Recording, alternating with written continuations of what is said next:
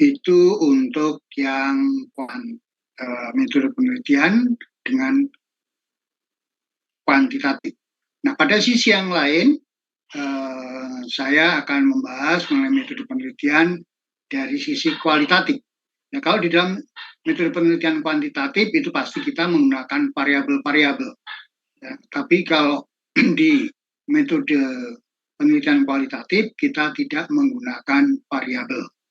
Justru hasil daripada metode penelitian hasil penelitian kualitatif itu akan menghasilkan paling tidak proposisi atau temuan-temuan ya, sehingga nanti kalau kita bangun, kita gabung bisa menjadi sebuah mini teori ya, mini teori, sehingga itu menjadi suatu kebaruan di dalam penelitian kita. Nah, kedua versi itu mau dipilih yang mana itu tergantung pada mahasiswa. Jadi nanti kalau teman-teman menyusun tesis ya, mau menggunakan yang kuantitatif monggo, menggunakan kualitatif monggo ya. Hanya pesan saya kalau sudah misalkan mau menggunakan kuantitatif ya sebaiknya gunakan kuantitatif saja. Jangan nanti di perjalanan ganti kualitatif atau balik lagi kuantitatif. Nah, itu nanti pasti nggak akan selesai ya, masih nanti malah bingung sendiri dan tidak akan selesai. Untuk yang kualitatif ya, untuk yang kualitatif itu sudah ada banyak dosen-dosen yang sudah menguasai yang kualitatif, yang misalkan Prof. Kesi, Pak Indarto, saya, Bu Endang Ros, dan Bu Adijati. Ya, itu sudah terbiasa menggunakan kualitatif. Sementara kalau yang lain-lainnya, ya mereka belum berani. Ya, tapi kalau kami berdua, saya, Pak Indarto itu, maupun Bu Endang, modelnya nekat coba dulu. Kalau kita nggak ada keberanian untuk melakukan penelitian dengan metode kualitatif, ya kapan kita bisa maju ya. Oleh karena itulah sejak tahun 2017 ya 2017 kita mulai dengan metode kualitatif, dan kemudian ya tentunya di awal-awal belum banyak hal yang sempurna, tapi kemudian kita perbaiki, kita sempurnakan lebih lanjut. Nah, di metode penelitian kualitatif itu ada beberapa cara, tapi nanti kita akan batasi saja ya, karena modelnya macam-macam, ada sekitar 8, tapi untuk memudahkan teman-teman mahasiswa, maka kita sudah sepakat, yaitu menggunakan 2 saja, yaitu fenomenologi, model fenomenologi, dan satunya adalah studi kasus. Studi kasus ada 2 macam, studi kasus yang sifatnya tunggal maupun jamak. Baik, kita mulai saja. Nah, paradigma penelitiannya itu adalah seperti itu. Jadi kalau di sumbu vertikal itu akan menggambarkan mengenai sociology of radical change, dan yang di bawah itu adalah sociology of regulation. Sementara kalau sumbu mendatarnya, horizontalnya itu adalah unsur subjektivitas dan objektif. Nah, oleh karena itu, kalau kita lihat di kuadran 1, itu jenis penelitiannya, penelitian kualitatifnya itu adalah fungsionalis. Kemudian yang ke kuadran 2 atau K2 itu adalah interpretatif. Kuadran 3 itu adalah radikal humanis, dan yang keempat itu adalah radikal strukturalis. Ya. Itu kalau kita mau belajar tentang penelitian kualitatif secara lebih mendalam. Tapi kita tentunya tidak akan sampai ke sana. Kita nanti akan lebih lanjut ke ini aja. Nah, kalau yang di kita, untuk yang kita itu lebih banyak kepada yang fungsionalis. Jadi saya tidak akan menyinggung mengenai yang interpretatif, radikal humanis, dan radikal strukturalis. Tapi kita lebih lebih concern kepada yang fungsionalis. Ya. Tujuannya apa? Tujuan penelitian dengan menggunakan kualitatif, tapi metode yang digunakan adalah fungsionalis, maka tujuannya adalah untuk mendeskripsikan realitas yang kompleks menjadi lebih mudah dipahami.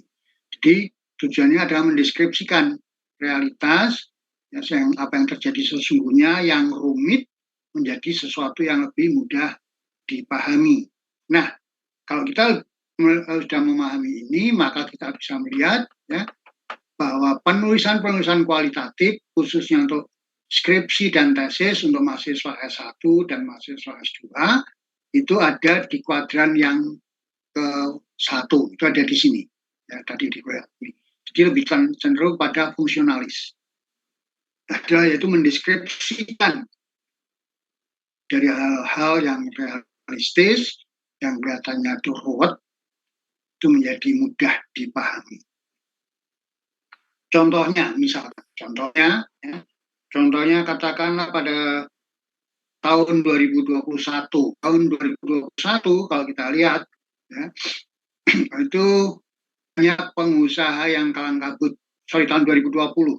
Ya, pada awal-awal Januari, Februari itu para pelaku bisnis, para praktisi dan sebagainya itu melihat ekonomi itu akan bertumbuh bagus dan sebagainya, sehingga mereka sudah membuat rencana kerja, membuat rencana-rencana bisnis, ya, yang macam-macam. Tapi ternyata baru berjalan 2-3 bulan, kemudian tidak karu-karuan. Kenapa? Karena pada bulan Maret di seluruh dunia dilanda dengan yang namanya COVID-19, dan teman-teman pasti mengalami itu. Ya, mungkin ada yang terkena, mungkin ada saudaranya yang terkena COVID dan sebagainya. Ya. Sehingga kalau kita lihat apa yang terjadi pada waktu itu, pemerintah secara sigap kemudian menerapkan yang namanya PPKM. Ya, PPKM. Pengusaha-pengusaha kecil, bukan hanya pengusaha kecil, hampir semua pengusaha dari kelas kecil, ya, sampai menengah maupun atas itu pun juga bingung. Ya, bingung. Kenapa? Karena ada pembatasan. Ada pembatasan untuk melakukan tatap muka, ada protokol-protokol kesehatan yang harus dipatuhi. Kita nggak boleh berkumpul, ya. Semua kerja harus dilakukan dari rumah, ya. Bahkan pada waktu itu kalau kita lihat kuliah pun juga babak belur, ya, babak belur. Kenapa? Karena pada waktu itu kuliah kemudian dilakukan menggunakan secara online, ya, dilakukan secara online. Dosen-dosen pada bingung, mahasiswanya bingung. Ya, kenapa? Karena tidak siap, ya, tidak siap. Pengusaha pun juga tidak siap, ya, pengusaha pun tidak siap. Pengusaha tidak siap, kenapa? Karena perubahan yang demikian cepat dan mendadak yang mengenai semua lapisan, baik orang mampu maupun yang tidak mampu, semuanya ikut menanggung. Kita lihat misalkan di mana di Simpang 5 itu biasanya yang ramai kalau malam hari, makan, nongkrong di sana akhirnya dibatasi. Jualan hanya sampai boleh jam 8, ya, nanti lebih dari itu pasti akan didatangi oleh Satpol PP dan akan ditutup secara paksa. Ya, sehingga ya mereka setelah jam 8 harus sudah balik di rumah. Kemudian juga rumah makan tidak boleh menerima pembelian dengan makan di tempat, tapi beli kemudian bawa pulang, take away, ya. Nah, ini juga membuat perubahan-perubahan yang luar biasa, ya, membuat perubahan-perubahan yang luar biasa. Pesta-pesta, ya, pada waktu itu kalau kita lihat sekitar bulan Februari-Maret itu adalah bulan-bulan, kalau menurut Jawa itu bulan yang bagus, yang biasanya dipakai untuk keperluan pernikahan dan sebagainya, terpaksa harus dibatalkan. Ya. Karena apa? Ya, semua takut dengan COVID. Orang yang tadinya tidak pernah berpikir bahwa COVID itu akan membawa dampak perubahan yang luar biasa, ternyata sekarang ada di hadapannya. Ya. Bahkan tidak jarang kadang-kadang sampai ada anggota keluarga yang meninggal. Ya. Kemudian muncul di mana-mana ada isolasi, ya, dan membawa korban. Bukan hanya masyarakat masyarakat biasa, orang kaya maupun orang yang tidak mampu, tapi juga para tenaga kesehatan dan sebagainya, dokter dan perawat ya itu banyak yang jadi korban. Nah, itu ternyata merubah apa? Merubah pola bisnis, merubah pola-pola kebiasaan hidup. Ya.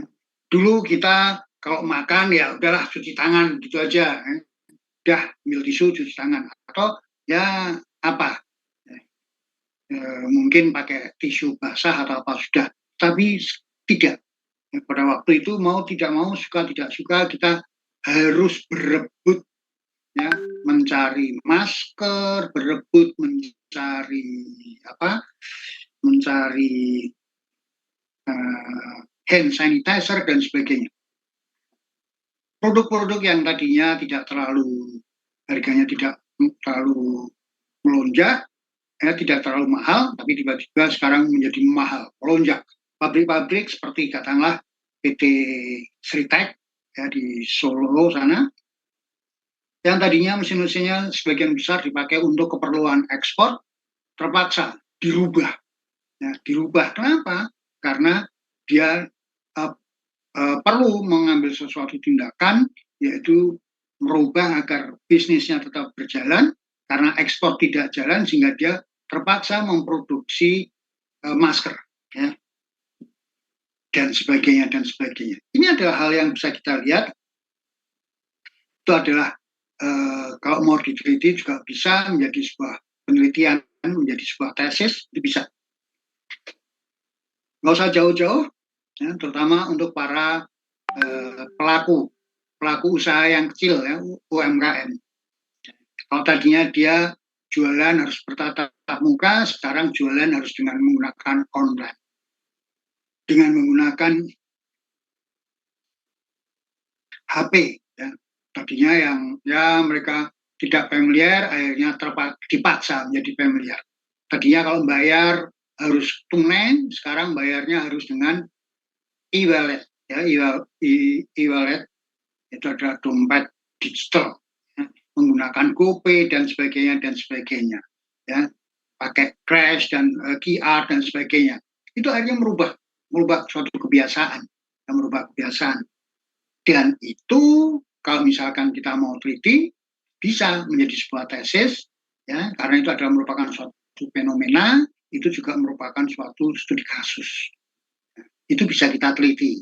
Ya, itu ada hubungannya dengan manajemen, ada hubungannya dengan manajemen pemasaran, ada hubungannya dengan kewirausahaan dan sebagainya. Ya, misalkan bagaimana mereka para pengusaha kecil harus mempertahankan hidupnya ya, di dalam masa sulit, yaitu di dalam masa pandemi tadi. Ya. Itu bisa kita teliti lebih lanjut sehingga bisa digunakan sebagai tesis ya. Nah, itu kalau metode kualitatif memungkinkan untuk itu. Tapi kalau metode kuantitatif pun juga bisa, tapi referensinya agak sulit. Ya, tapi kalau kualitatif kita bisa lebih mudah. Dan banyak hal yang menarik pada waktu itu, bahkan para dosen pun juga sempat diminta untuk melakukan penelitian, ya, penelitian tentang dampak COVID-19. Jadi semuanya segala sesuatunya dihubungkan dengan COVID dan sebagainya dan sebagainya. Ya. Nah, ini ada dua kasus yang itu ada suatu kasus ya yang kalau diteliti itu bisa kita lihat dari sisi studi kasus, dan yang satunya lagi adalah fenomenologi. Kalau yang studi kasus itu pasti jelas ya, karena itu mereka akan berupaya bagaimana mempertahankan hidupnya, bagaimana mempertahankan upaya-upaya bisnisnya agar bisa bertahan. Sementara kalau yang fenomenologi kita bisa memberikan penjelasan ya, kita bisa mendeskripsikan apa-apa yang harus dilakukan dan sebagainya dan sebagainya. Itu sangat menarik ya, karena apa, penelitian kualitatif itu memang lebih luas, sehingga kalau itu kita teliti ya paling tidak diharapkan bisa memberikan suatu hasil, dan hasilnya tadi bisa memberi kontribusi bagi pengembangan ilmu. Dan hal yang membedakan dengan penelitian-penelitian kuantitatif, ya. Kalau penelitian kuantitatif itu kadang-kadang bisa melakukan yang namanya kutip sani, kutip sana, kutip sini, ya. Kutip sana, kutip sini, sehingga nanti kalau dicek dengan apa, plagiarism detector, ya nanti akan muncul ada plagiarismnya. Tapi kalau kualitatif itu hampir-hampir tidak bisa dilakukan plagiasi. Ya, kenapa? Karena beda, ya. Karena beda. Jadi nanti kalau teman-teman sudah melihat, sudah belajar tentang penelitian kualitatif, itu tentunya akan lebih jelas lagi. Ya, monggo silakan.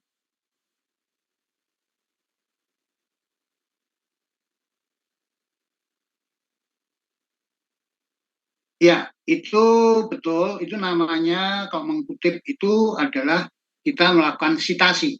Ya, kalau melakukan sitasi, maka kita perlu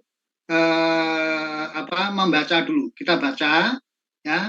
Jadi misalkan hasil penelitian si A itu bercerita tentang apa, hasil penelitiannya bagaimana, ya.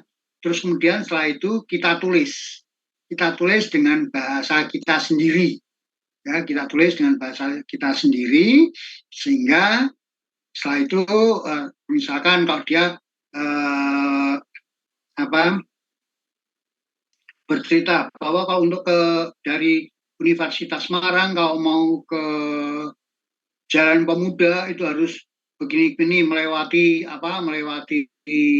Jalan Citarum, naik apa dan sebagainya, misalkan seperti itu. Nah, kemudian kita sitasi. Kemudian kalau kita sitasi, nah kita mungkin kemudian kita akan menuliskan bahwa untuk menuju Pemuda yang berangkat dari Jalan Citarum itu bisa ditempuh dengan berbagai cara, menggunakan kendaraan sendiri atau menggunakan angkutan umum maupun yang lainnya. Nah, rute-rute banyak yang bisa ditempuh, misalkan melalui sini dan sebagainya. Terus dalam kurung, misalkan tadi kita mensitasi Pak Endarto, ya, langsung Endarto 2015 kurung tutup. Itu boleh, Mas. Boleh. Boleh.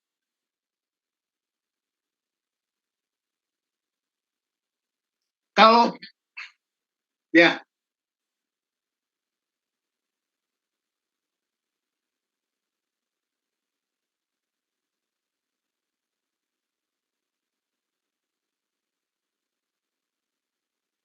itu harus disitasi, ya. Kalau untuk penelitian tesis, sebaiknya teman-teman menggunakan jurnal, ya. Menggunakan jurnal. Kenapa? Karena kalau buku saya mungkin terbitan sudah tahun 2013, sementara sekarang udah 2023, jadi udah 10 tahun yang lalu. Ya, sudah 10 tahun yang lalu. Sementara kalau ilmu kan berkembang. Nah, kalau kita mau menggunakan buku, itu ada batasannya, maksimum tahunnya terbitan 5 tahun terakhir. Tapi kalau itu jurnal, ya, jurnal seperti minggu lalu yang sudah saya sampaikan, itu bisa sampai 10 tahun yang terakhir. Itu. Tapi kalau misalkan kita berbicara mengenai teorinya, ya, teori dari misalkan kalau di manajemen strategik itu kan ada teori yang namanya teori market base sama resource base. Nah, itu teori itu kan sudah lama.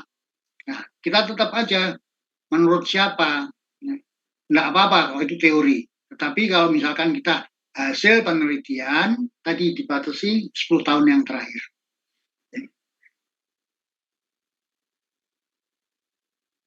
Disitasi, Mas.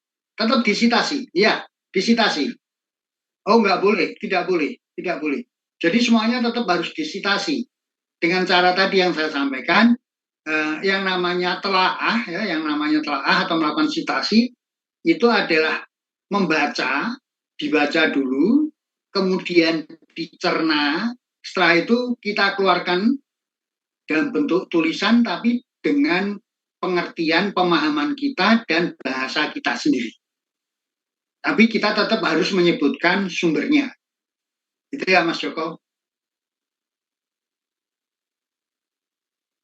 Ya, oke. Mungkin ada lagi pertanyaan dari teman yang lain sebelum kita berjalan lebih jauh. Silakan kalau ada pertanyaan.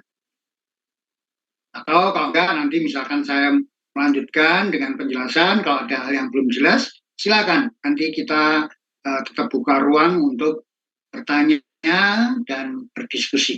Ya. Baik, lanjut. Nah, ini adalah ciri-ciri dari penelitian kualitatif.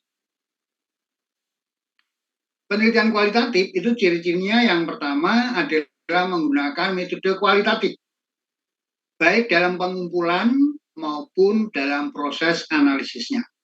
Pengumpulan di sini adalah pengumpulan data. Ya.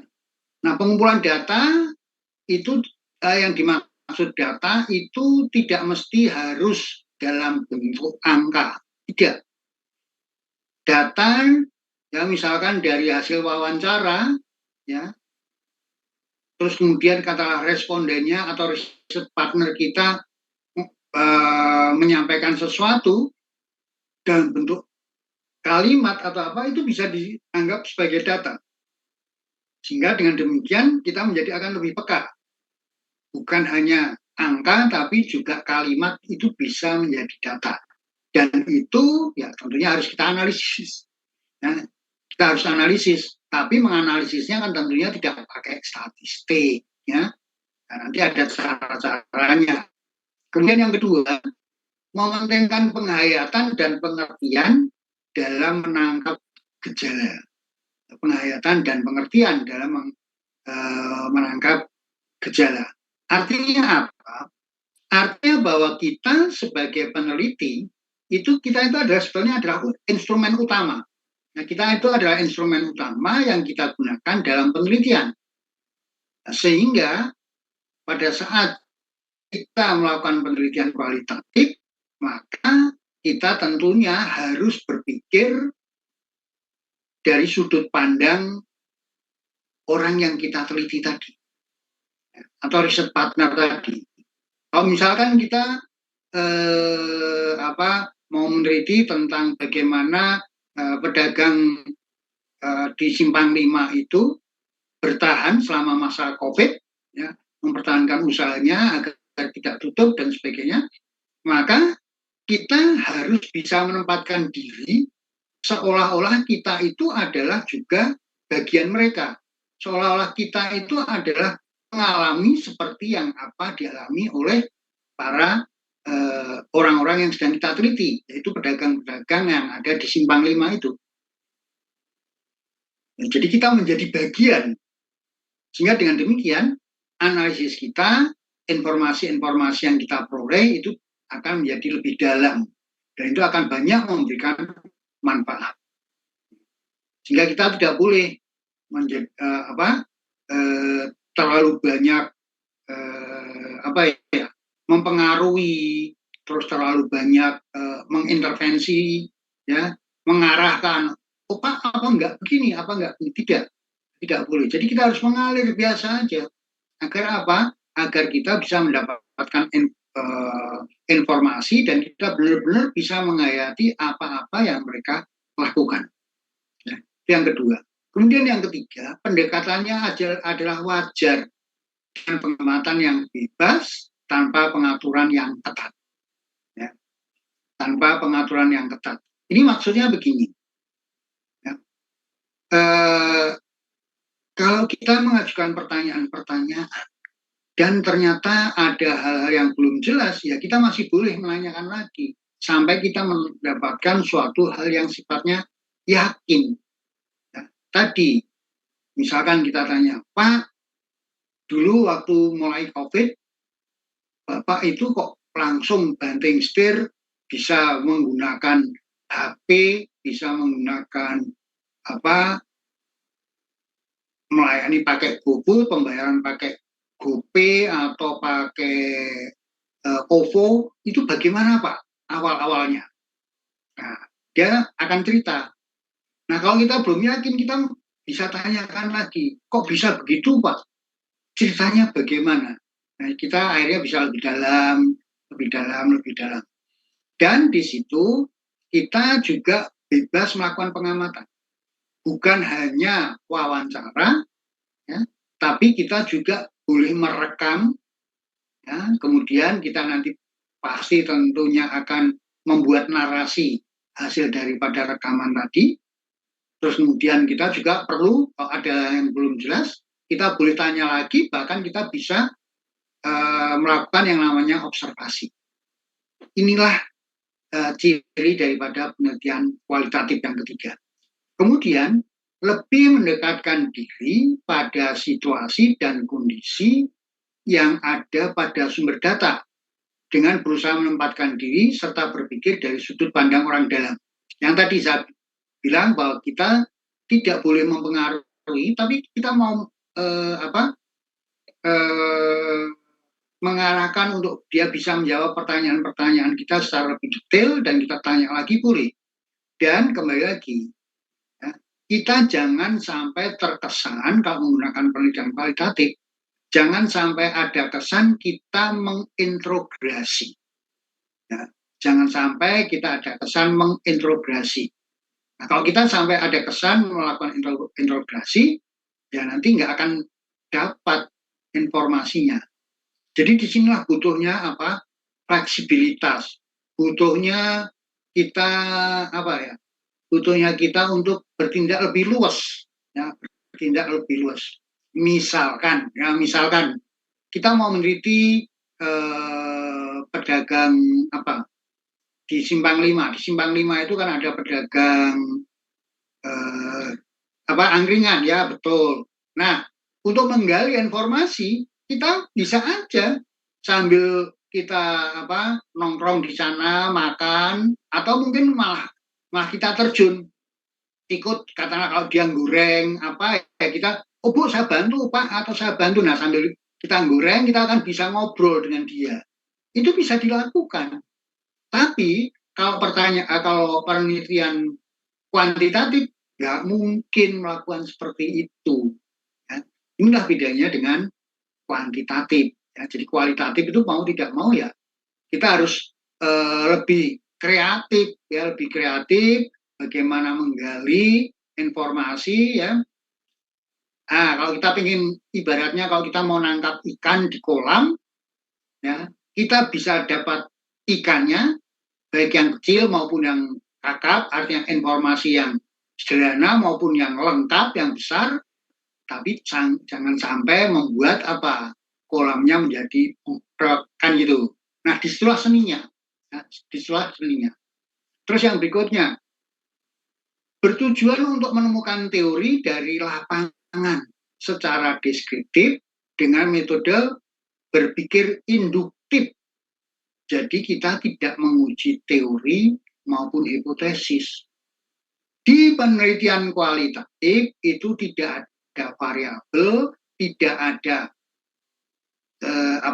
teori yang kita uji, dan tidak ada hipotesanya. Justru hal yang sifatnya natural, apa yang terjadi di lapangan setelah kita lakukan wawancara dan seterusnya, akhirnya kita akan menemukan sesuatu, ya, bahwa untuk menghadapi masa-masa yang sulit suatu pelaku bisnis itu sebaiknya harusnya begini. Nah, ini adalah merupakan temuan.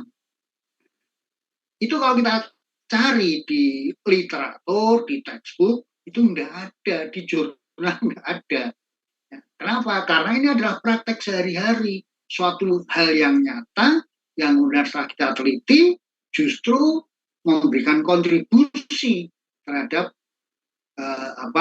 perkembangan ilmu. Tadi bahwa untuk dia bisa bertahan, mempertahankan usahanya di dalam masa-masa pandemi, di dalam masa-masa yang sulit, maka dia dituntut untuk sabar, untuk telaten, mau membuka diri, ya, mau menerima masukan orang lain dan sebagainya. Nah, sehingga kalau ini kita susun ke dalam suatu kalimat, ya, itu nanti akan kita sebut sebagai proposisi. Misalkan begini, setelah kita kaji macam-macam, kemudian sampai pada suatu temuan, ya, kita rangkum dalam suatu kalimat bahwa pengusaha yang sukses, pengusaha yang mau bertahan, pengusaha yang mau ulet, dia mau harus bisa keluar dari kesulitannya, maka dia membutuhkan adanya apa? Adanya kemauan untuk mendengar saran dari pihak lain. Omang misalkan, terus ya, mau beradaptasi dengan lingkungannya, mau ngangsu kawruh dan sebagainya, dan sebagainya, dan sebagainya. Itu misalkan, nah ini temuan tadi yang satu kalimat ini, itu sudah menjadi sebuah apa? Sebuah proposisi. Dan itu kalau dilanjutkan akan bisa menjadi teori. Nah, kalau bisa menjadi sebuah teori mini, itu akan menjadi bagus. Tapi misalkan hanya sampai pada satu proposisi saja, itu sudah bagus, ya, itu sudah bagus. Itu sudah bagus. Jadi inilah yang membedakan antara penelitian kualitatif dengan penelitian kuantitatif. Ya. Jadi makanya di situ yang saya bilang, ya, itu yang saya bilang apa? Bahwa penelitian kualitatif itu tidak bisa dijiplak, ya, tidak bisa dijiplak, tidak bisa diplagiasi. Karena apa? Ini kan nggak bisa digeneralisir, ya. Ya, itu nggak bisa digeneralisir. Kita kan hanya melakukan penelitian tadi, misalkan pada para pengusaha ada angkringan atau apa yang ada di Simpang 5, ya, terus kemudian kita, ya, setelah kita wawancarai dan proses-proses mengikuti proses kaidah yang ilmiah dan sebagainya, kemudian jadi sebuah temuan. Nah, ini kan nggak bisa diciplak.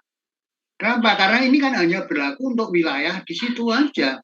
Dan ini kan nggak bisa digeneralisir. Nah, kalau mau digeneralisir ya perlu penelitian lebih jauh, yaitu yang dilakukan oleh para peneliti, teman-teman yang melakukan penelitian di bidang kuantitatif, ya, nanti akan diuji. Nah, kalau yang kita temukan tadi kan belum kita uji. Nah, yang uji siapa? Biarkan aja orang lain. Ya, biarkan aja orang lain. Tapi kita paling tidak sudah memberikan sebuah kontribusi bagi pengembangan ilmu. Ini loh yang menjadi temuan saya. Nah, nanti kalau mau diuji, ya biar aja diuji secara kuantitatif. Ya, nanti diuji secara empiris, hasilnya apa benar enggak? Oh, kalau benar, ya baru satu. Nah, nanti pasti akan menjadi perdebatan, perkembangan lebih jauh dari orang banyak dan sebagainya, sehingga itu nanti akan kalau memang benar, itu akan menjadi sebuah teori. Ya. Teori itu kan nggak langsung jadi begitu, tapi harus melalui suatu proses, ya, harus melalui proses. Ya, kalau di dunia akademik, di ilmiah pasti hasil penelitian itu pasti harus dipublikasikan ke dalam jurnal ilmiah, kemudian dari jurnal ilmiah itu nanti pasti akan disanggah oleh orang lain, tapi bahkan juga bisa disitasi oleh orang lain.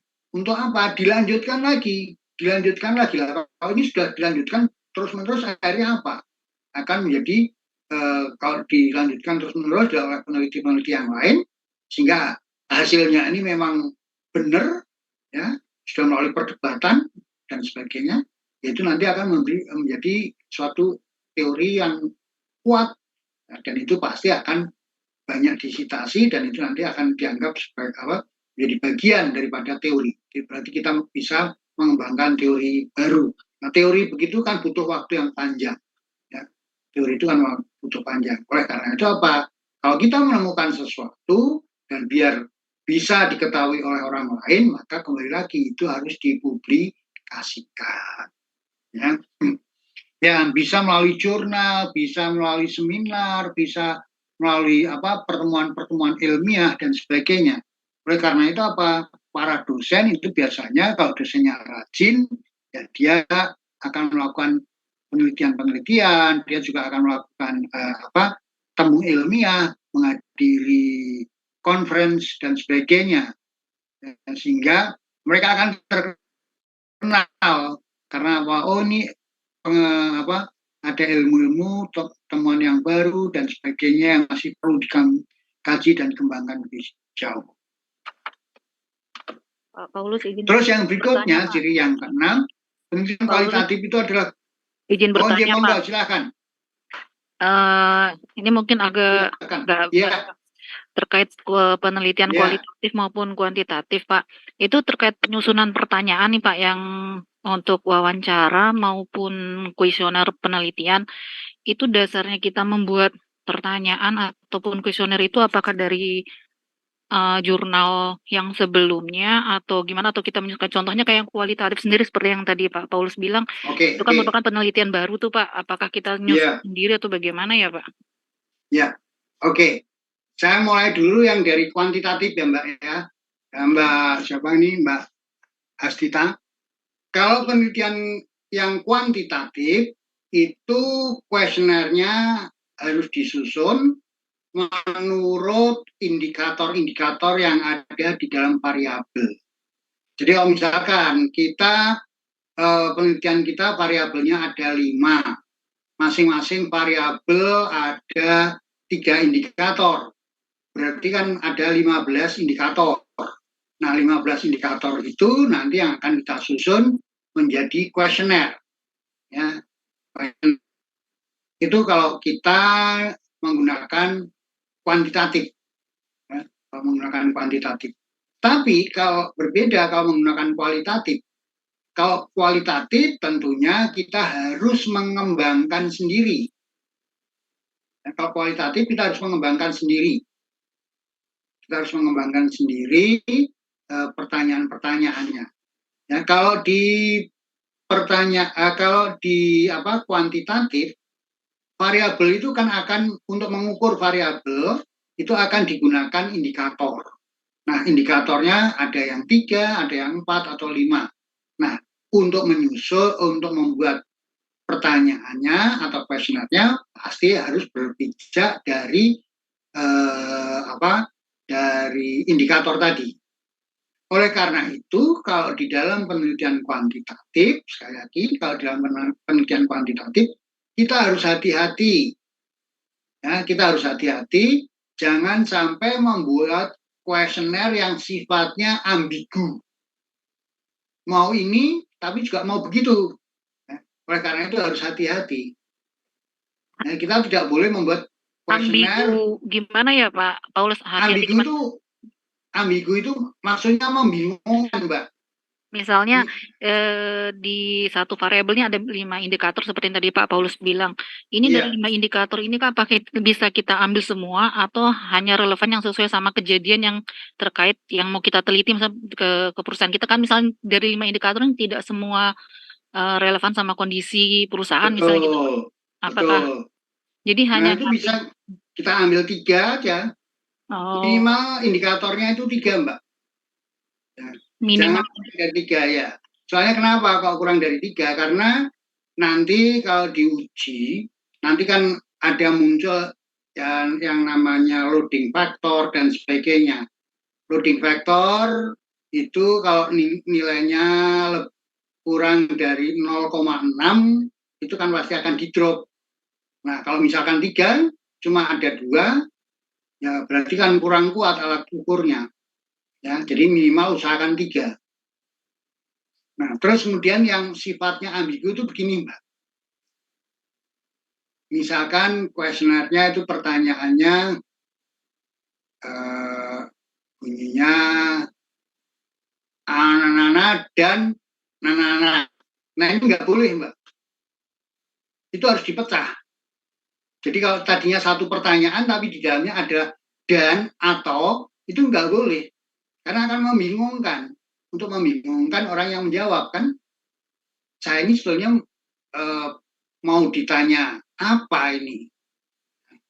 Kalau Bapak sukses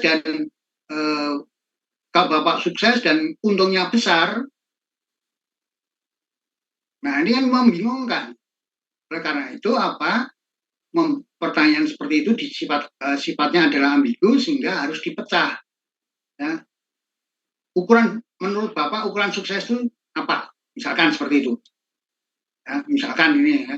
Terus laba yang dikendaki bagaimana? Kan seperti itu. Misalkan. Jadi nggak boleh dibuat dalam satu kalimat itu ada kata dan atau. Ya. Dan atau itu nggak boleh. Itu harus dipisah. Karena itu nanti membingungkan. Ya. Jadi jangan sampai membuat responden bingung mau menjawab. Maksud kita bagus, tetapi justru malah menjebak. Nah itu harus dihindari. Itu kalau yang kuantitatif. Kalau yang kualitatif itu justru kita harus mengembangkan pertanyaan sendiri. Dan pertanyaannya kalau kuantitatif itu kan biasanya tertutup karena dia kan harus ngisi memilih ya dari sangat tidak setuju sampai sangat setuju dengan angka 1 sampai 7 atau 1 sampai 10. Ya. Tapi kalau kualitatif tidak. Kualitatif itu pertanyaannya sifatnya adalah pertanyaan terbuka. Ya, pertanyaan terbuka. Sehingga pertanyaan tadi itu kita bisa satu pertanyaan itu bisa berkembang sehingga bisa berkembang menjadi atau biasanya saya sebut dengan istilah turunan bisa menjadi 5 atau berapa tergantung apakah informasi yang sudah kita dapatkan itu sudah mencukupi atau belum. Misalkan menurut Bapak kriteria sukses itu seperti apa sih? Kriteria sukses itu seperti apa? Menurut Bapak, kriteria pengusaha sukses itu seperti apa? Nah, kemudian mitra penelitian kita atau riset partner kemudian menjawab, oh kalau saya itu begini. Nah, mungkin di situ malah memunculkan pertanyaan lagi. Oh perusahaan itu ya paling nggak dia usaha itu harus untung. Nah, harus untung kan? Nah, kita kan bisa menimbulkan pertanyaan. Lah kalau rugi bagaimana Pak? Kan begitu, timbul pertanyaan lagi. Sehingga pertanyaan tadi yang pertanyaan utamanya akan menjadi lebih lengkap setelah apa? Muncul ada pertanyaan-pertanyaan yang sifatnya tidak terduga. Jadi bisa spontan berubah. Oleh karena itu apa? Biasanya kalau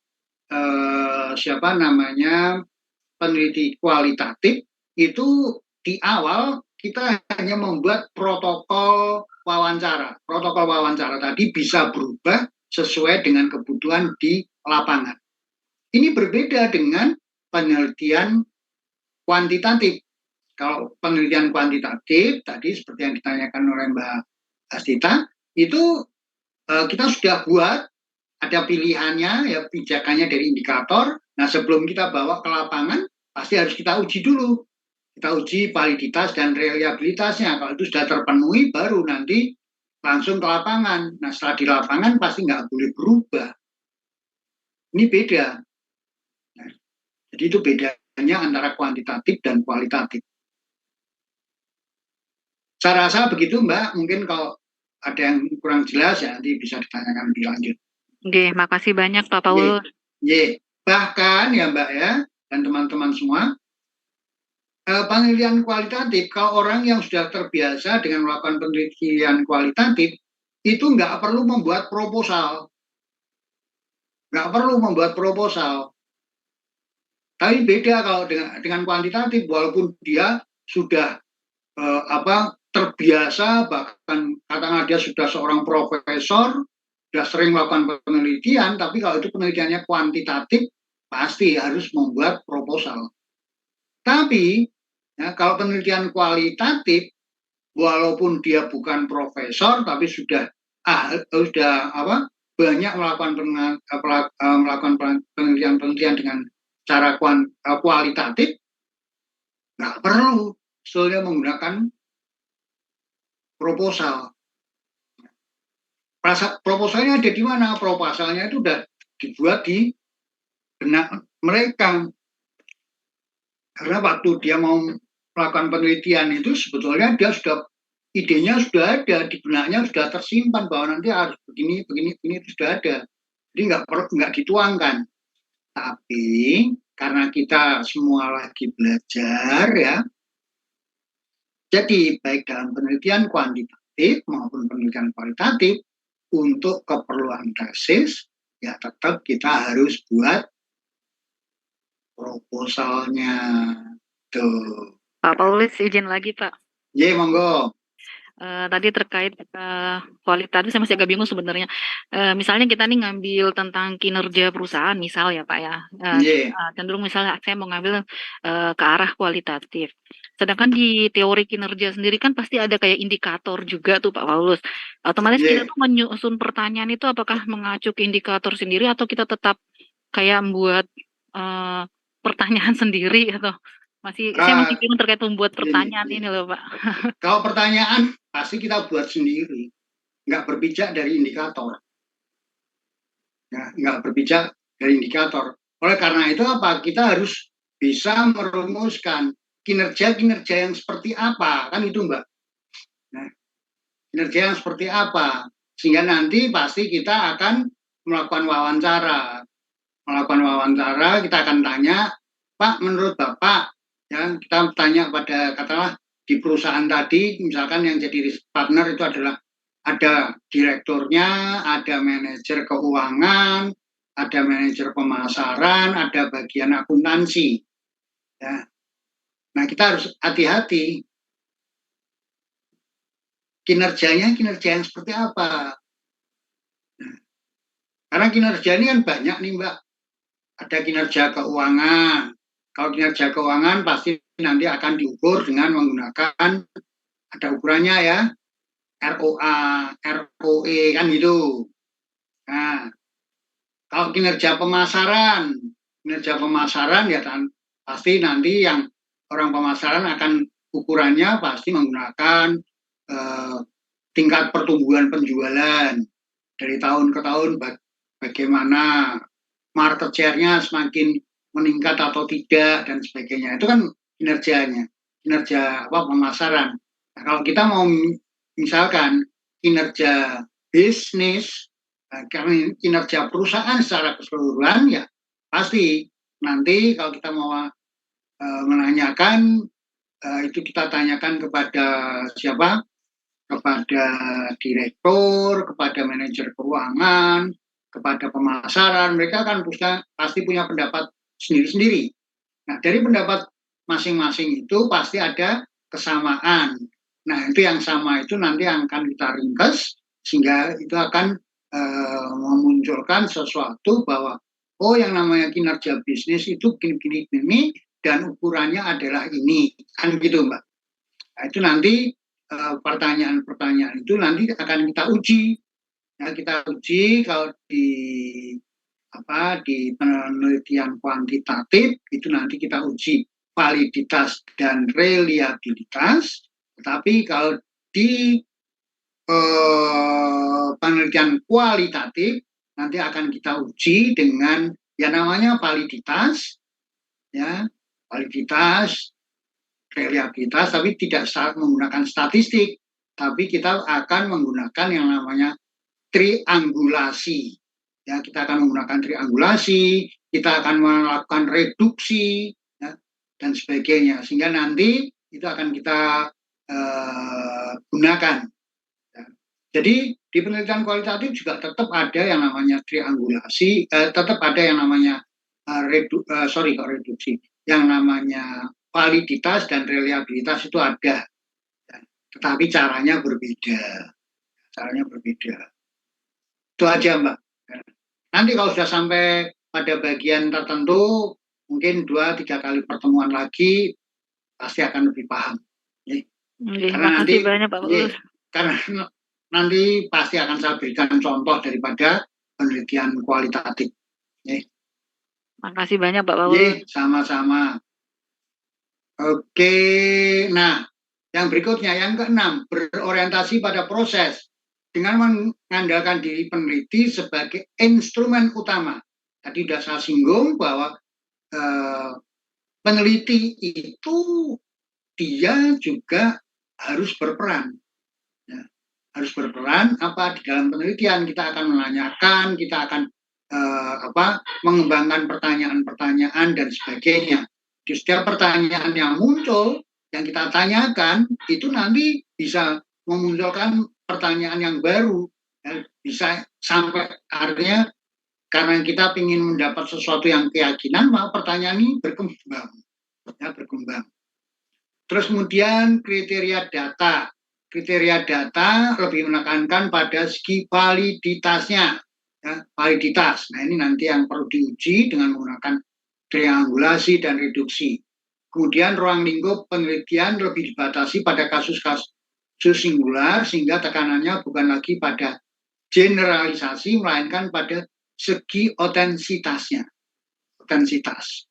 Jadi tadi kita melihat yang tadi kita teliti, misalkan peneliti pedagang kaki lima di Simpang 5 dalam upaya mempertahankan bisnisnya di masa pandemi, ya, sehingga hasil temuannya itu tidak bisa terus kita terapkan di tempat yang lain. Kalau mau diterapkan di tempat yang lain agar bisa memunculkan kebijakan dan sebagainya, ya itu harus diuji dulu, mesti harus melewati proses dan sebagainya. Jadi sifatnya tidak bisa digeneralisir. Kemudian fokus penelitiannya adalah bersifat holistik, meliputi aspek yang cukup luas dan tidak dibatasi pada variabel. Ya. Artinya apa? Kalau misalkan tadi Mbak Hasita mau meneliti tentang kinerja perusahaan, itu pasti tidak hanya dari sudut keuangan, pasti akan menanyakan dari sudut sumber daya manusianya bagaimana, sumber daya yang tidak kelihatan bagaimana, dan sebagainya, dari berbagai macam aspek, sehingga baru nanti bisa sampai pada kesimpulan setelah diuji, pada kesimpulan yaitu bahwa yang dimaksud kinerja bisnis itu harus begini, ya. Tidak hanya dilihat dari sudut pemasaran, keuangan saja, tidak, tapi harus secara menyeluruh. Itu yang dimaksud dengan yang nomor 9.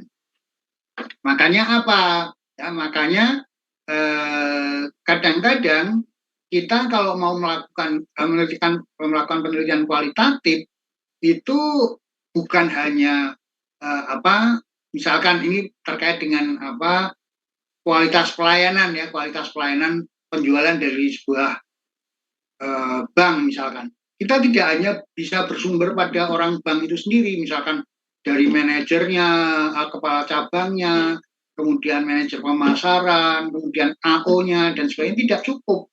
Pasti kita juga harus melakukan pertanyaan kepada siapa? Kepada nasabahnya. Ya. Sehingga nanti itu akan dicek, ya, itu akan saling mengisi, sehingga akan saling melengkapi.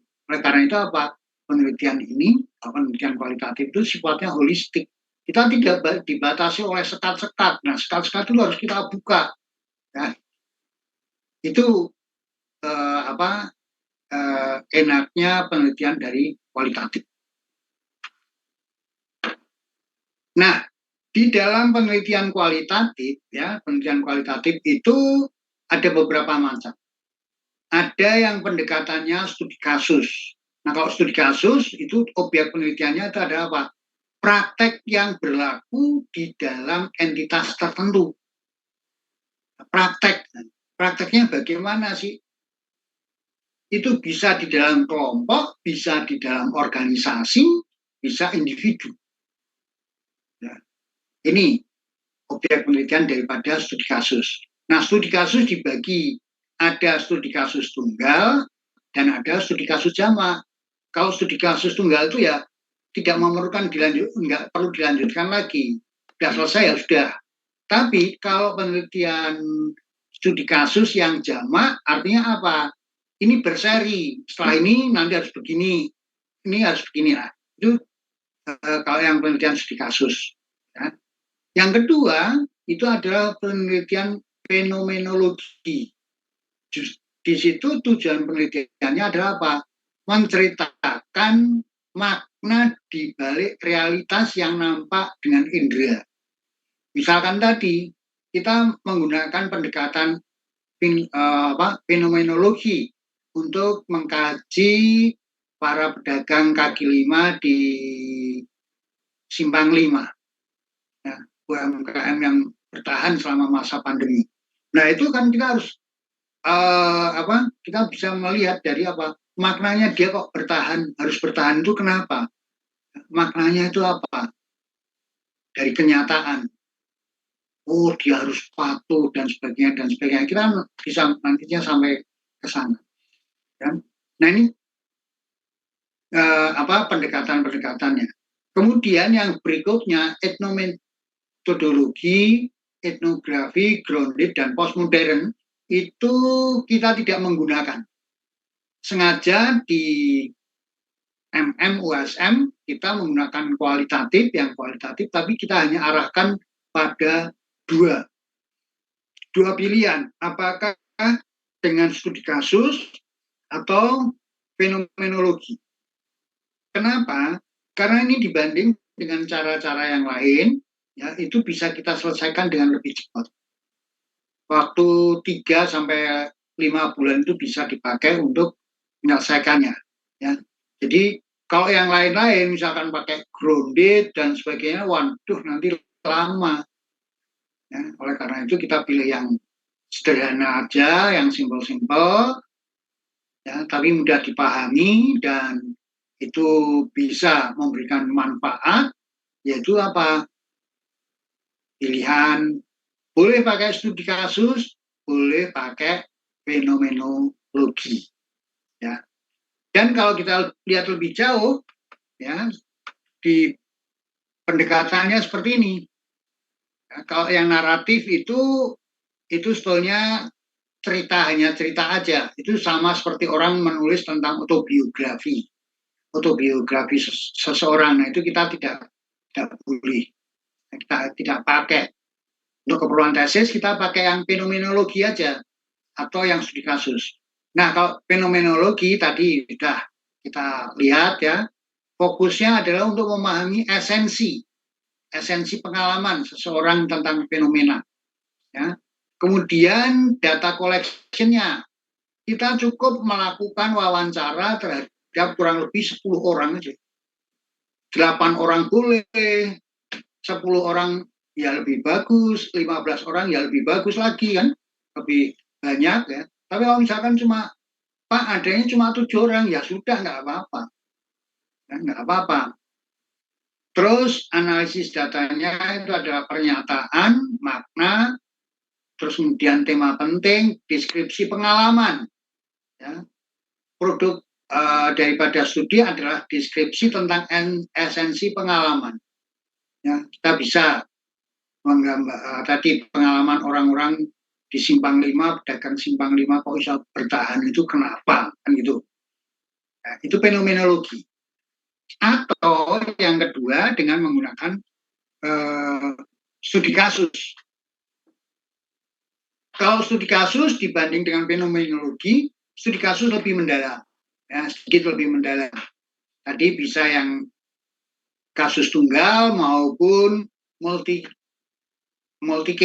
kasus, ya, kasus jamak. Kalau kasus tunggal itu misalkan kita hanya meneliti saat mengenai kejadian daripada saat terjadinya COVID, ya, saat terjadinya COVID. Sudah, tapi itu sudah langsung selesai. Tapi kalau yang multiple case itu berbeda. Pertama tadi tentang kejadian COVID, terus kemudian dia bertahan. Nah, setelah kalau yang multiple case, kemudian dilanjutkan lagi. Setelah sekarang pandemi, ini bagaimana? Kan gitu. Nah, misalkan tadi, kalau yang single case, tentang masa pandemi, dia harus patuh dengan protokol kesehatan, dia harus menjaga jarak, dan sebagainya dan sebagainya. Ya, oh ternyata agar dia bertahan itu harus begini. Dia harus pembayarannya nggak boleh lagi dengan cash, tapi katakanlah harus dengan uang elektronik dan sebagainya dan sebagainya. Nah, sekarang setelah kita menjadi setelah kondisi normal, new normal istilahnya begitu, kira-kira bagaimana perilakunya, perilaku para pedagang di mana di Simpang 5 tadi, apakah masih menyediakan air yang mengalir, menyediakan sabun atau apa, terus untuk makan ya apakah masih masih ada jarak antara satu orang dengan orang yang lainnya dan sebagainya, apakah protokol kesehatan itu masih berjalan atau apa. Nah itu di tahap yang berikutnya. Nah, ini contoh daripada yang single case sama multi case. Artinya apa? Kejadian di single case pasti akan ada perbedaan dengan yang multi case, multiple case, kasus yang jamak. Nah ini ceritanya berganti yang namanya multiple case. Nah terus kemudian data collection, multi source, dokumen arsip, interview, ya, artefak fisik, terus kemudian data analisisnya juga sama, tetap masih deskriptif dan sebagainya. Cuma di sini lebih melihat adanya keunikan-keunikan aja yang membedakan antara studi kasus dengan dengan yang fenomenologis. Itu. Nah, monggo mana yang memilih, saya hanya menyampaikan bahwa di buku pedoman kita hanya membatasi. Kebetulan waktu itu buku pedoman yang nyusun saya, Pak Indarto, sama Bu Adijati. Ya. Tadinya Bu Adijati mau minta yang lain, saya bilang enggak, kita batasi aja, udahlah 2 aja, 2 kasus saja, 2 jenis penelitian kualitatif, mau fenomenologi boleh, mau menggunakan studi kasus boleh, udah yang karena yang penting bagi kita bisa menghasilkan sebuah karya ilmiah yang bisa dipertanggungjawabkan dan mempunyai bobot, ya, sehingga kita bisa diharapkan para teman-teman mahasiswa itu bisa lulus tepat waktu. Karena kalau kita menggunakan yang etnografi, semiotik, wah itu nanti panjang. Nah, kalau panjang lah terus kapan selesainya? Kapan selesainya? Semakin lama teman-teman menyelesaikan studi, berarti kan teman-teman harus bayar lagi kan pemborosan. Udahlah, ya, kalau 1,5 tahun bisa selesai, why not? Ngapain harus nunggu 2 tahun? Kalau misalkan 2 tahun harus sudah selesai, ya sudah, ngapain harus 2,5 tahun atau 3 tahun? Maneman bayar, kan gitu. Ya. Dan yang jelas ya, dosennya cepet bosen. Ya bolak-balik mau ketemu iku itu aja. Tapi makanya dicarikan cara yang cepat itu seperti apa. Ini qualitative approach. Nah, untuk yang pendahuluan, saya rasa kita diskusikan nanti minggu depan dulu. Ya, biar ini bisa mengendap, ya kita akan akhiri dulu sampai di sini pertemuan kita. Dan jangan lupa pada teman-teman sekalian, silahkan absen ya. Kalau yang belum absen, silahkan absen. Itu sudah saya buka tadi jam 6:30, jadi silahkan absen aja. Ya. Saya rasa begitu dulu, teman-teman. Nanti kita lanjutkan. Terus kemudian jangan lupa, teman-teman sudah dapat buku pedoman belum? Pedoman penulisan tesis. Halo? Belum, Bapak. Kalau belum, itu bisa membeli buku pedoman tesis di tempatnya Bu Parti ya. Nanti kalau pas ke kampus atau apa, silahkan. Ya, karena harapan kita akhir daripada kuliah metode penelitian serta riset itu akan menghasilkan sebuah proposal.